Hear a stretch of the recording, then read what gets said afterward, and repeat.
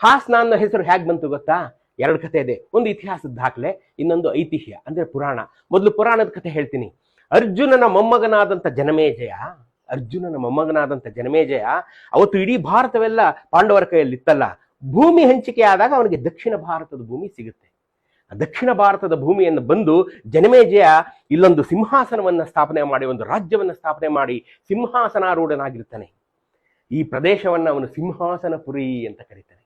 ಸಿಂಹಾಸನಪುರಿಯೇ ಇಂದಿನ ಹಾಸನ. ಗೊತ್ತಾಯ್ತಲ್ಲ? ಅರ್ಜುನನ ಮೊಮ್ಮಗನಾದಂಥ ಜನಮೇಜಯ ಮಹಾರಾಜ ಇದ್ದಂಥ ಊರು ಕಣ್ರಿ ಹಾಸನ. ಹೆಮ್ಮೆ ಪಟ್ಕೋಬೇಕು ನೀವು ಹಾಸನದವರು. ಜನಮೇಜಯ ಆಳದಂಥ ಪ್ರದೇಶ ನಿಮ್ಮೂರು. ಸಿಂಹಾಸನಪುರಿ ಇವತ್ತು ನಮ್ಮ ಬಾಯಲ್ಲಿ ಹಾಸನ ಆಗಿದೆ. ಆಯ್ತಾ? ಇದು ಐತಿಹ್ಯ. ಇತಿಹಾಸ ಏನು ಗೊತ್ತಾ? ಹಾಸನ ಅನ್ನುವಂಥದ್ದು 1110 ಕಾಲದಲ್ಲಿ, 1110ನೇ ಇಸ್ವಿಯಲ್ಲಿ ಹೊಯ್ಸಳರ ದೊರೆ ವಿಷ್ಣುವರ್ಧನ ಕಾಲದಲ್ಲಿ ಕುದುರೆಗುಂಡಿ ಶಾಸನದಲ್ಲಿ ಹಾಸನದಲ್ಲಿರುವಂಥ ಗ್ರಾಮದಲ್ಲಿ ಒಂದು ಗ್ರಾಮ ಅಂತ ಬಂದಿರುತ್ತೆ.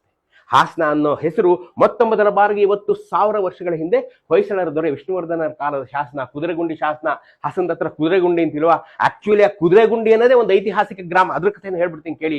ಈ ಕುದುರೆಗುಂಡಿ ಅಂತ ಯಾಕಂತಾರೆ ಅಂತಂದ್ರೆ, ವಿಜಯನಗರ ಅರಸರ ಕಾಲದಲ್ಲಿ ಅಲ್ಲಿ ಕುದುರೆಗಳ ಲಾಯ ಇತ್ತು, ಹಾಸ್ಪಿಟ್ಲ್ ಇತ್ತು, ಟ್ರೈನಿಂಗ್ ಸೆಂಟರ್ ಇತ್ತು, ರೇಸ್ ಟ್ರ್ಯಾಕ್ ಇತ್ತು, ಕುದುರೆಗಳ ತರಬೇತಿ ಕೇಂದ್ರ ಇತ್ತು. ನೋಡ್ರಿ, ಕುದುರೆಗಳ ತರಬೇತಿ